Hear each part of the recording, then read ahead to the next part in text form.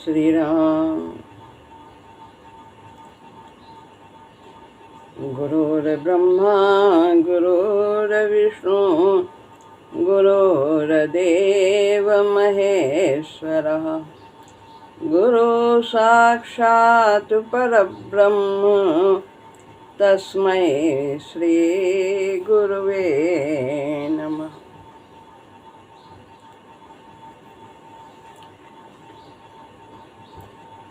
श्रीमद् भगवद गीता अध्याय 16 श्लोक है पहला।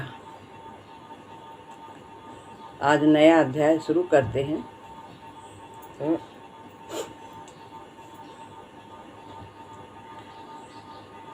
भगवान ने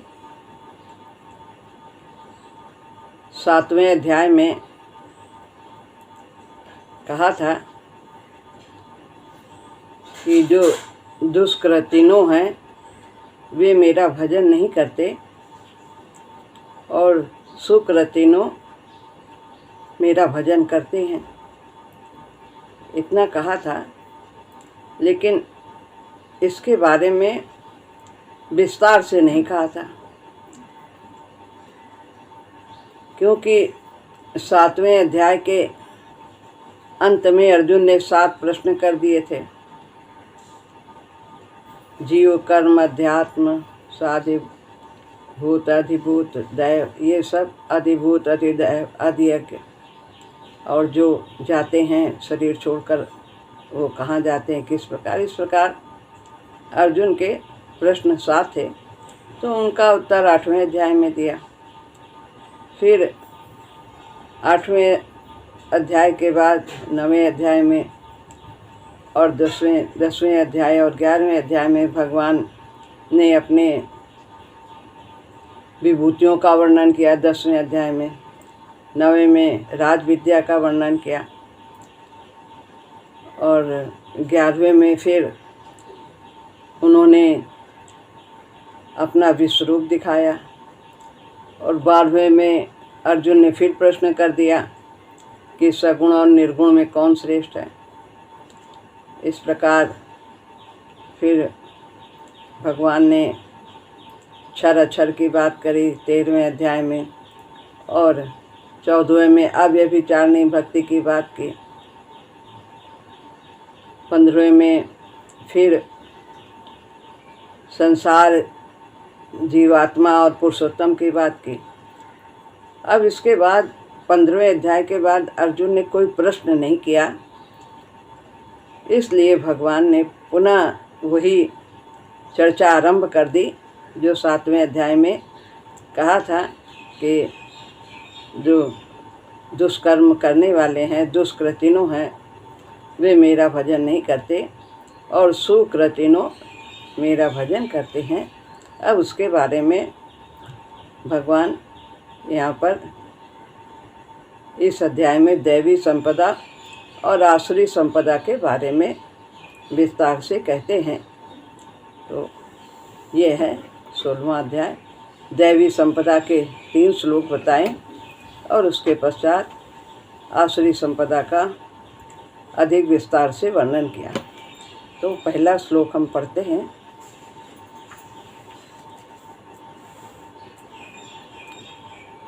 श्री भगवान उवाच अभयं सत्त्वसंशुद्धिः ज्ञानयोगव्यवस्थितिः दानं दमश्च यज्ञश्च स्वाध्यायस्तप आर्जवम्।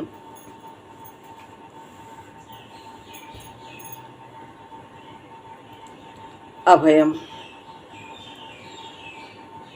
जो दैवी संपदा के पुरुष हैं उनमें अभय रहता है, सब प्रकार से भय का अभाव रहता है।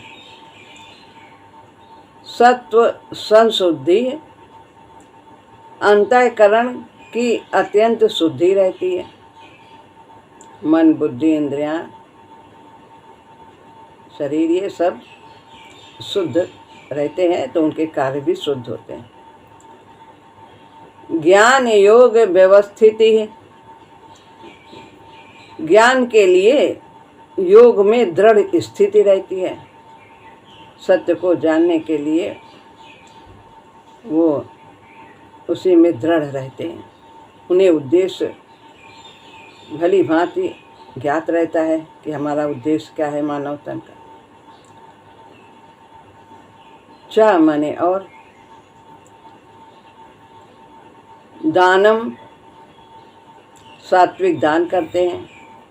दमश्च इंद्रियों का दमन करते हैं, यानी मनमानी नहीं करने देते। जो करना चाहिए वही करते हैं इंद्रियों के द्वारा।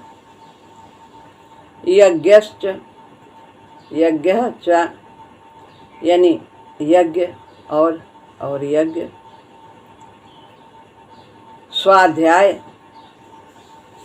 स्वाध्याय करते हैं, पठन पाठन करते हैं सत्शास्त्रों का, और अपना भी निरीक्षण करते रहते हैं कि मन क्या कर रहा, बुद्धि क्या कर रहा, अपने को पढ़ना। तप कर्तव्य पालन के लिए जो कष्ट होता है शरीर को, वो सहन करते हैं। आर्जवम शरीर मन और वाणी की सरलता रहती है। तो इस प्रकार पहले श्लोक में भगवान दैवी संपदा के ये लक्षण बता रहे हैं। अर्थ है, भय का सर्वथा अभाव, अंतःकरण की अत्यंत शुद्धि, ज्ञान के लिए योग में दृढ़ स्थिति और सात्विक दान, इंद्रियों का दमन, यज्ञ, स्वाध्याय, कर्तव्य पालन के लिए कष्ट सहना और शरीर मन तथा वाणी की सरलता।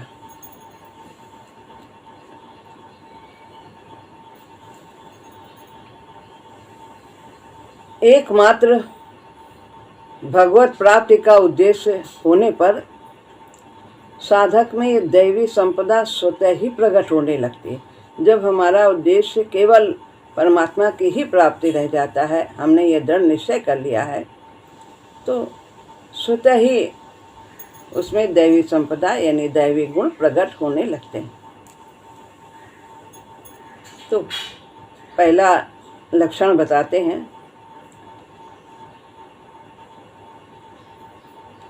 कि अभयम।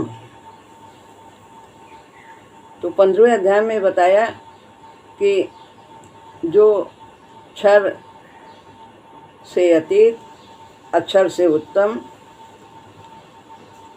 भगवान कहते हैं मुझे पुरुषोत्तम जान लेता है, उसका एकमात्र उद्देश्य परमात्मा की प्राप्ति ही रह जाता है। वो भजन के अलावा कुछ करता ही नहीं। उसके प्रत्येक कर्म भजन हो जाते हैं। जो भी क्रिया होती है वो सब भगवान के लिए ही करता है, भगवत भाव से ही करता है। तो अभयम, अब भय किसको कहते हैं? अनिष्ट की आशंका से मनुष्य के भीतर जो घबराहट होती है उसे भय कहते हैं, कि कहीं जो कुछ मिला है इसमें कमी न हो जाए, अनिष्ट न हो जाए, जिससे इंद्रियों को दुख मिलता है वो कहीं स्थिति न आ जाए। तो यह भय है। लेकिन जो भगवत भक्त होता है उसमें इसका सर्वथा अभाव होता है। भय भी दो प्रकार का होता है, एक बाहरी भय और एक भीतरी भय। बाहरी भय क्या है कि चोर डाकू सर्प आदि इनसे कोई हानि न हो जाए, तो यह भय बना रहता है। लेकिन जब मनुष्य जानता है कि मैं भगवान का अंश हूँ और मैं पूर्ण हूँ, क्योंकि परमात्मा पूर्ण है, तो उसे किसी अभाव का भय ही नहीं लगता। और शरीर आदि को वो नाशवान जान जाता है कि ये सब पदार्थ हैं और ये सब नष्ट होने वाले हैं, तो उनसे उसकी आसक्ति समाप्त हो जाती है। उसे इस प्रकार का कोई भय नहीं रहता। और इसी बाहरी भय में दूसरा भय एक और है कि सतमार्ग पर चलते हुए कहीं हमसे कोई शास्त्र विरुद्ध कर्म न हो जाए, कहीं हमारे गुरुजनों का, बड़े लोगों का अपमान न हो जाए, कोई निषिद्ध कार्य न हो जाए। इस प्रकार का भी भय रहता है जो सतमार्ग पर चलते हैं, शुरू किया है। लेकिन कहते हैं कि ये भय बना ही रहना चाहिए इस प्रकार का। इससे उसमें अच्छे मार्ग पर चलने की प्रेरणा मिलती है साधक को। तो यह भय कल्याणकारक ही होता है कि सचेत रहता है साधक। तो ये भय बाहरी दो प्रकार के भय हैं। तो जो दूसरा भय बताया है, ये भय आरंभ में इसकी आवश्यकता होती है और बाद में तो स्वतः ही सब कार्य ठीक प्रकार से होने लगते हैं। भय से वो किसी गलत कार्य को ना करे ऐसा उसके अंदर भावना नहीं होती है। वो तो बस कर्तव्य ही करता चला जाता है, जो करनी है वही करता है। अब दूसरा है, पहला बाहरी भय और दूसरा है भीतरी भय। मनुष्य अच्छा कार्य तो कर रहा है, लेकिन एकदम से अभी निर्मल नहीं हुआ है। उसके अंदर कभी कभी लोभ और कामना प्रबल हो जाती है, तो फिर वह उसके वशीभूत होकर अन्याय या अत्याचार के द्वारा कुछ गलत कार्य करने की सोचने लगता है। तो उसका परिणाम सोच करके उसे भय लगता है कि हमने कुछ गलत कार्य किया है, तो इसका परिणाम जरूर बुरा होगा। ऐसा सोचकर उस परिणाम से वो भयभीत होता है। तो ये भीतर का भय है। आचरण तो अच्छा करता है, लेकिन कभी कभी ये निम्न प्रवृत्तियाँ उसके सामने आ जाती हैं और उनके द्वारा वो गलत कार्य के लिए प्रेरित हो जाता है। और दूसरा है भीतरी भय कि जो सदैव निम्न प्रवृत्तियों के ही वशीभूत रहता है, उसके आचरण कभी ठीक होते ही नहीं और वो अन्याय अत्याचार आदि में लगा रहता है, तो उसे भय बना रहता है। जानता तो है, इतना तो रहता ही है कि गलत कार्य हम कर रहे हैं, लेकिन वो मजबूर हो जाता है अपने स्वभाव के कारण, जानता हुआ भी गलती करता है। जैसा दुर्योधन ने किया कि मैं जानता हूँ कि क्या गलत है क्या सही, लेकिन फिर भी पता नहीं मुझसे कौन जो है वो ये गलत कार्य करवा लेता है। तो वो भयभीत रहता है। जैसे कि जब पांडवों ने उनकी 11 जब पांडवों की 7 अक्षौहिणी सेना ने शंख बजाए, बिगुल बजाए, तो ये कौरव सेना भयभीत हो गई। लेकिन जब कौरवों की 11 अक्षौहिणी सेना ने बजाया बिगुल, तो पांडव नहीं भयभीत हुआ, क्योंकि वो सतमार्ग पर चलते थे, उन्हें भय नहीं हुआ। तो गलत कार्य करने पर भय बना रहता है। लेकिन जो सदाचारी है, दैवी संपदा वाला है, वो अपने उद्देश्य को जानता है और उससे गलत कार्य नहीं होता। मनुष्य, तीसरी बात है, मनुष्य शरीर प्राप्त करके यह जीव जब तक करने योग्य कार्य को नहीं करता, जानने योग्य को नहीं जानता, प्राप्त करने योग्य को प्राप्त नहीं कर लेता, जब तक पूर्णत्व को नहीं प्राप्त करता, तब तक उसे भय बना रहता है। किसी न किसी प्रकार का, किसी न किसी अंश तक भय बना रहता है।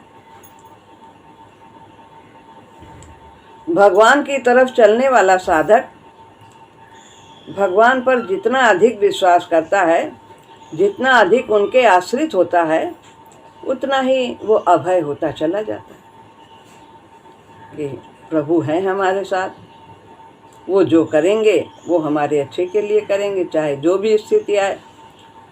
तो जितना उन पर विश्वास होगा, जितना प्रभु पर आश्रित होगा साधक, उतना ही वो निर्भय होता चला जाएगा, अभय होता चला जाएगा।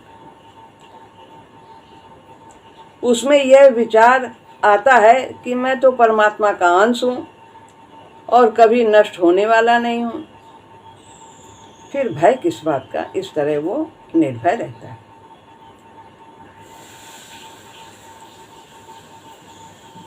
सत्व संशुद्धि। अब दूसरी बात है दैवी संपदा के लक्षण में, पहले श्लोक में, कि अंतःकरण की सम्यक शुद्धि को संशुद्धि कहते हैं। भली प्रकार शुद्धि, अंतःकरण की विकारों से रहित, मन बुद्धि इंद्रियां ये सब निर्विकार हो जाएं। जब हम शरीर और संसार को यानी क्रिया और पदार्थ को अपना नहीं मानते हैं, सब परमात्मा का मानते हैं, तो अंतःकरण की शुद्धि होती चली जाती है। सम्यक शुद्धि क्या है? संसार से राग रहित होकर भगवान में अनुराग होना, यही सम्यक शुद्धि है। भगवान से प्रेम करना और संसार से अनासक्त भाव रखना। अपना विचार, भाव, उद्देश्य, लक्ष्य केवल एक परमात्मा की प्राप्ति का ही जब हो जाता है, तब अंतःकरण शुद्ध हो जाता है। तो भाव भी शुद्ध हो, उद्देश्य भी हमारा शुद्ध हो, एक ही उद्देश्य हो, विचार भी अच्छे होने चाहिए और हमारा लक्ष्य सब एक परमात्मा ही होना चाहिए। अगर नाशवान वस्तुओं की प्राप्ति का उद्देश्य हो जाता है, तो अंतःकरण में 3 दोष आ जाते हैं: मल, विक्षेप और आवरण। मल क्या है? काम, क्रोध, लोभ, मोह, अहंकार, ये मल है। अंतःकरण में मन दूषित हो जाता है। और विक्षेप यानी चंचलता, वो एक उद्देश्य स्थिर ही नहीं कर पाता है। कभी कुछ चाहता है, कभी संसार चाहता है, कभी भगवान चाहता है, कभी कुछ ठीक जानता है, कभी कुछ गलत जानता है, ठीक को गलत, गलत को सही। तो चंचल रहता है मन, अनेक प्रकार की कामनाएं उसे विचलित किया करते हैं। तो दूसरी बात है विक्षेप हो जाता है, आवरण हो जाता है। उसे सत्य का बोध नहीं रहता है कि सत्य क्या है, संसार सत्य है कि परमात्मा सत्य है, कि सत्य इस मेरा शरीर है, क्या है, कुछ वो जान ही नहीं पाता। जब उसे यही नहीं ज्ञान है कि सत्य क्या है, तो वो किस ओर जाए, तो वो अज्ञानी की भांति व्यवहार करता है और पूरा जीवन अपना असत्य की प्राप्ति में ही खपा देता है। तो ये जो दोष आ जाते हैं, मल, विक्षेप, आवरण, ये कैसे दूर हो, इसके लिए क्या करना है? मल को दूर करने के लिए यानी विकारों को दूर करने के लिए उसे निष्काम भाव से सेवा करनी है, तो ये दूर हो जाएगा। हमारे विकार, काम, क्रोध, लोभ, कोई कामना ही नहीं रहेगी कर्तव्य करने के बाद किसी से, तो मल दूर हो जाएगा। और विक्षेप कैसे दूर हो जाएगा? चंचलता कैसे दूर हो जाएगी?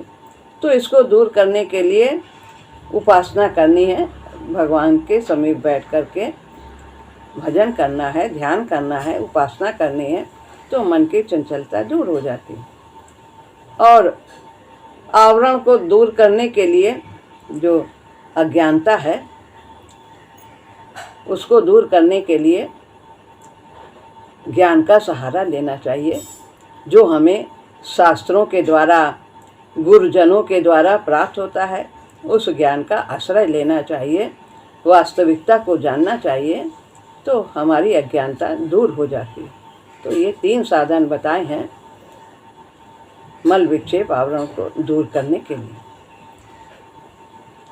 साधक से यदि कोई पुराने पाप हो जाते हैं, गलतियां हो जाती हैं, तो उसके लिए कोई विशेष कार्य करने की आवश्यकता नहीं होती है कि कुछ विशेष कार्य करें, कि कहीं जाएं तब करने जाएं, क्या करना, ऐसा कुछ भी करने की आवश्यकता नहीं होती है। तो उसको चाहिए कि वो जो साधन कर रहा है, जो गुरुजनों ने साधन बताया है, उसी में तल्लीनता से, लगन से उसी साधन को करता चला जाए। कर्म योग तो ऐसा साधन है कि जन्म जन्मांत के हमारे जो पाप कर्म हैं उनको भस्म कर देता है और नए पाप भी नहीं बनने पाता है। तो कर्म, अपने कर्तव्य कर्म को निष्काम भाव से करना या भगवत भाव से करना, यही एक साधन, सर्वश्रेष्ठ साधन है और सुलभ है, सुगम है। इससे सभी संचित और प्रारब्ध सभी संस्कार समाप्त हो जाते हैं। पर साधक में एक ऐसी भावना बन जाती है कि साधन करना अलग है और व्यापार धंधा करना अलग है, और व्यापार में यदि कुछ मुनाफा नहीं लेंगे, गलत कार्य करके कुछ ठगी नहीं करेंगे तो फिर फायदा कैसे होगा। तो ये भावना उसकी गलत है। तो साधना और व्यवहार, हमारी साधना होनी चाहिए और वो साधना हमारे व्यवहार में उतरनी चाहिए कि जितना उचित है उतना ही लेना चाहिए मुनाफा, और यदि हम बेईमानी से ज़्यादा लेते हैं तो हमारी साधना का विशेष फल हमें नहीं प्राप्त होता है, फिर हम आगे नहीं बढ़ पाते हैं, बहुत लंबा समय लगता है उद्देश्य की प्राप्ति में। तो ये सावधानी साधक में बनी रहनी चाहिए।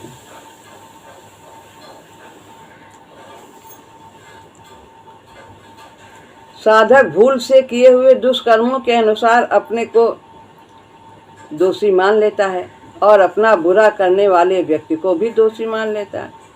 अब अपने को भूल से कर्म हमने किया कैसे दोषी मान लेते हैं। अब जैसे दरवाज़ा खोल रहे हैं, बंद कर रहे हैं, और उसमें कहीं बीच में छिपकली दब गई, कोई चूहा दब गया, तो हमने हाय हमसे पाप हो गया। तो पूज्य शुक्ला चाचा जी कहते थे कि तुमने जानबूझकर तो नहीं किया है, तो इसमें अपने को मत समझो कि मेरे द्वारा पाप हुआ, ये तो विधान था भगवान का, ऐसा हो गया। अब उसके लिए जाप अर्पित कर दो, उसका कल्याण हो जाए। जानबूझकर तो हमारी भावना तो नहीं थी। तो इस प्रकार से अपने को दोषी नहीं मानना, भाव ही प्रधान है। तो जैसे कि अब वो बहुत से करवा चौथ आदि होते हैं, कौन सा त्यौहार होता है मालूम नहीं, और उसमें जो है चिड़िया बना के खाई जाती है आटे की, और उसको खाया जाता है, तो क्या है, चिड़िया खा रहे हैं। और जो है उसमें कौन से सकट आदि में वो बना के बकरा काटा जाता है, गुड़ का बकरा, तिल का। तो ये सब भाव हमारा खराब है कि हम इसको काट रहे हैं, वास्तव में वो हम सच्चा नहीं काट रहे हैं, लेकिन फिर भी भावना हमें दोषी बना देती है। तो इसलिए ये सब कार्य, सब जब चाचा जी ने ये सब बताया, सब ने ये सब बंद कर दिया था। बहुतों ने तो सब व्रत ही छोड़ दिया था। व्रत हमारे मार्ग का नहीं। व्रत हमें क्या करना चाहिए, अपने अवगुणों को छोड़ने का व्रत करना चाहिए कि हमें क्रोध नहीं करना, लोभ नहीं करना, अहंकार नहीं करना, ये सब का व्रत करना। आज हम ऐसा करेंगे भगवान की शक्ति के सहारे, इस तरह के व्रत करना। और हमने खाना नहीं खाया, ये आज कम नमक नहीं खाया और खाना, तो इससे क्या लाभ होगा दूसरों का, कुछ नहीं। तो ऐसे कार्य करें जिससे जन कल्याण हो, अपनी भावना को शुद्ध करें।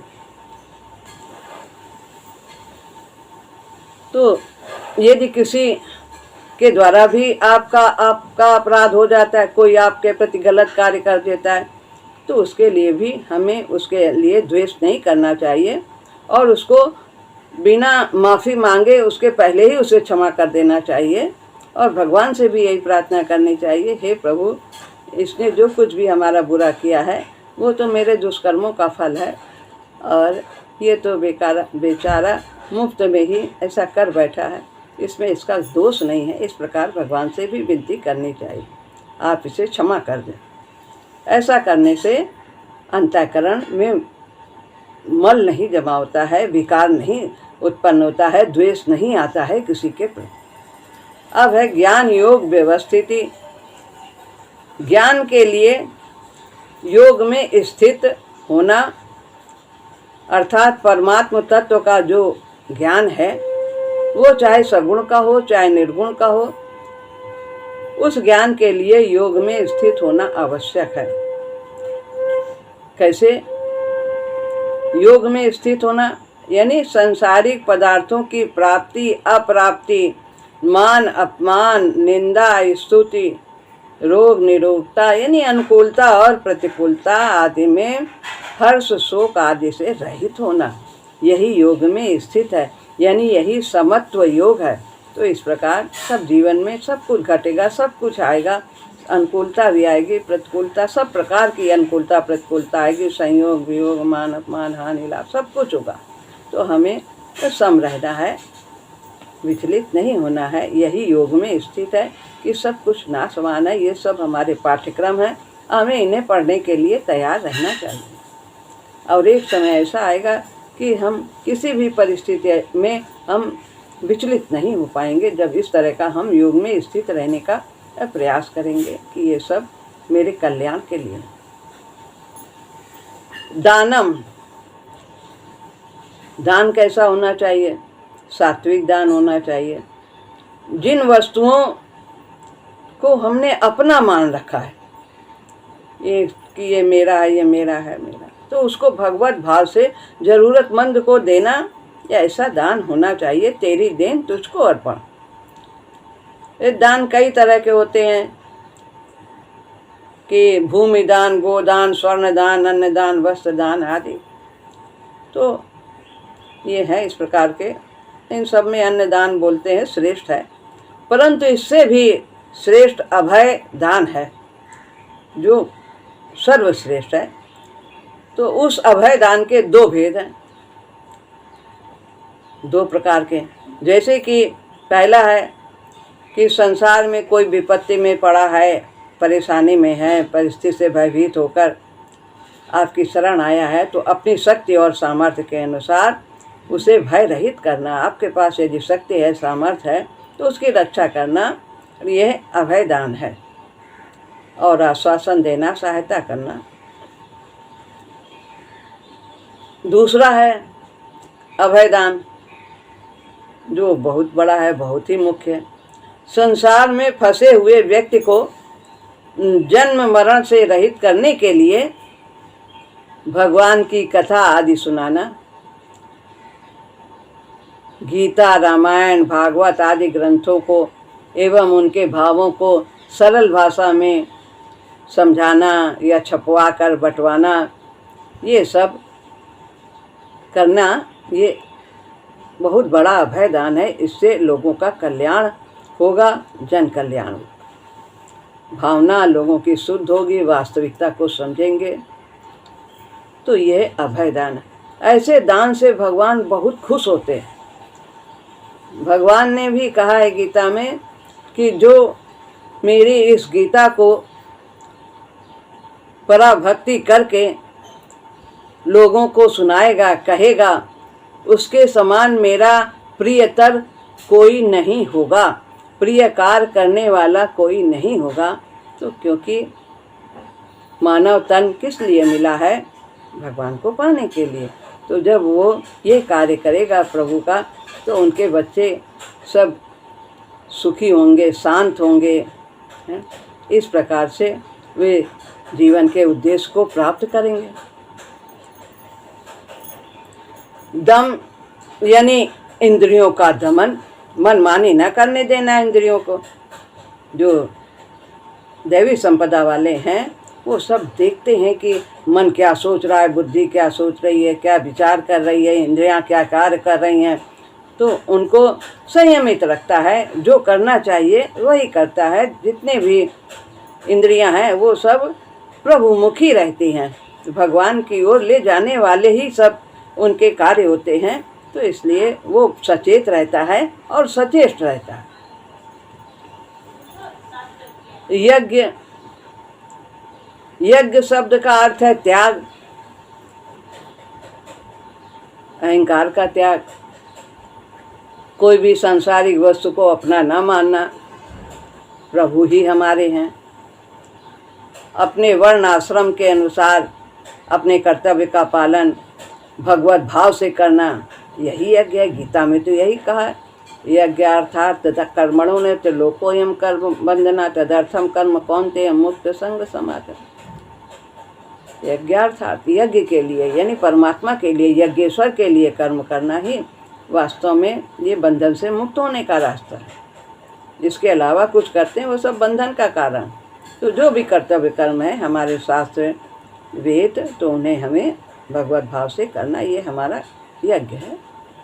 तो यज्ञ में द्रव्य यज्ञ है, तपो यज्ञ है, योग यज्ञ है, स्वाध्याय यज्ञ है, द्रव्य यज्ञ दान करना आदि, और तपो यज्ञ जो हम कर्तव्य कर्म करने में जो हमें शरीर में कष्ट होता है वो तपो यज्ञ हो गया।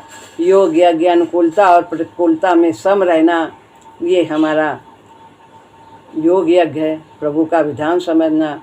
स्वाध्याय जप यज्ञ, पठन पाठन करना, जप करना आदि, ये सब यज्ञ कहे जाते हैं भगवत भाव के लिए। एक उद्देश्य एक ही होना चाहिए, परमात्मा की प्राप्ति।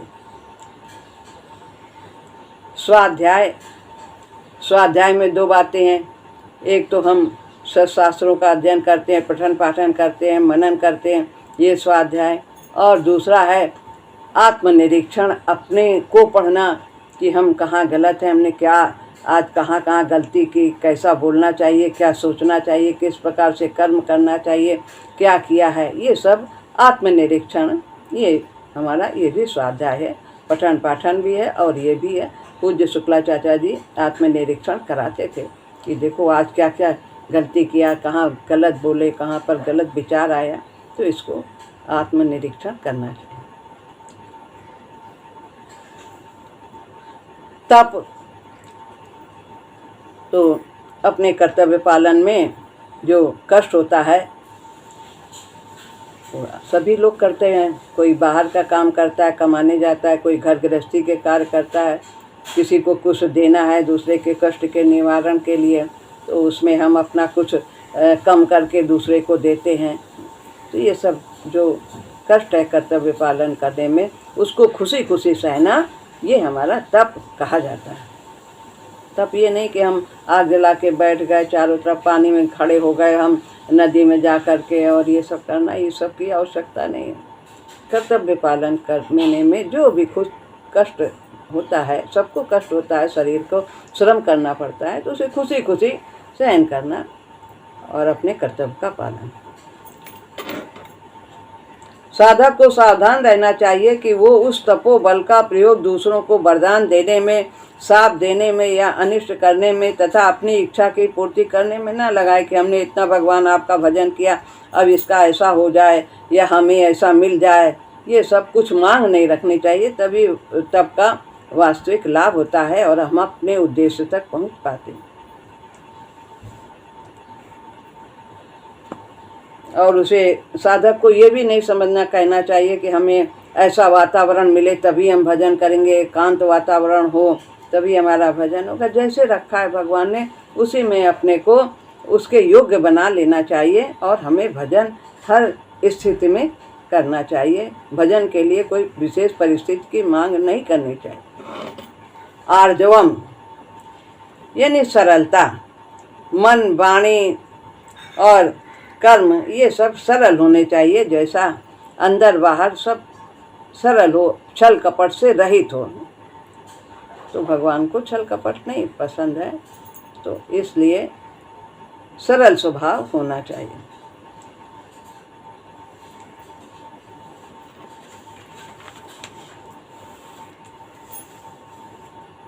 कपट गांठ मन में नहीं, सब सो सरल स्वभाव, नारायण ता भक्त की लगी किनारे नाव।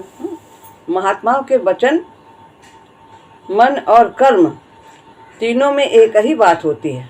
जो वो सोचते हैं करते हैं वैसा ही विचार भी करते हैं, बोलते भी हैं, कर्म में भी वैसे ही उनके उत्तम होते हैं।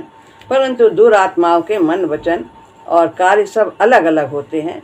तो जो आर्जवम यानी दैवी संपदा वाले सरलता होती है उनमें। तो इसलिए यहाँ पर ये पहला श्लोक पूरा होता है कि ये दैवी संपदा में इतने लक्षण पहले श्लोक में बताएं। अगला श्लोक अगले सत्र में। श्री राम।